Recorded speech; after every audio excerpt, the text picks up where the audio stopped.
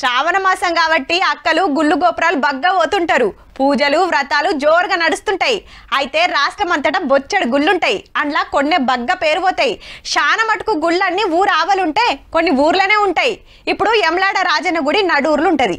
భద్రాచలం రామయ్య గుడి నదొడ్డుకున్నట్టే గాని సుట్టు ఇండ్లే ఉంటాయి. ఇక కొందరు దేవుళ్ళు గుట్టలు కొండల మీద కొలువైతారు. అసంటి గుడి ముచ్చట ఇది సుత కాకుంటే ఈడో స్పెషాలిటీ ఉన్నది. చుట్టూ పచ్చని పొలాలు, నడిమిట్ల గుట్ట మీద అంజన్న స్వామి. కానీ హనుమంతుని దర్శించుకునుడు అంత అల్కగయ్యే పని కాదుల్లో.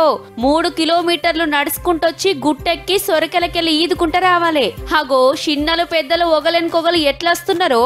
సిద్దిపేట జిల్లా గోవర్ధనగిరిలున్న సంజీవరాయని కొండ ఇది. పతేడు శ్రావణంలా గొల్ల కుర్మలు అంజన్నకు వరదపాశం పోస్తారు. వానలు మంచిగా పడాలే, పంటలు బగ్గ వండాలని.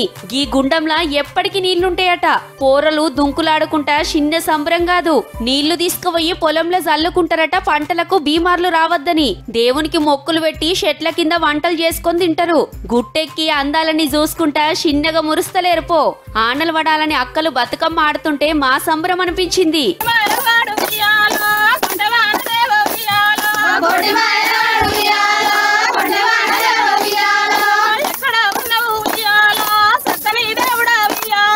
అంత మంచిగానే ఉన్నది గాని గుడికొస్తానికి తోవ మంచిగా లేక తిప్పలైతుందట.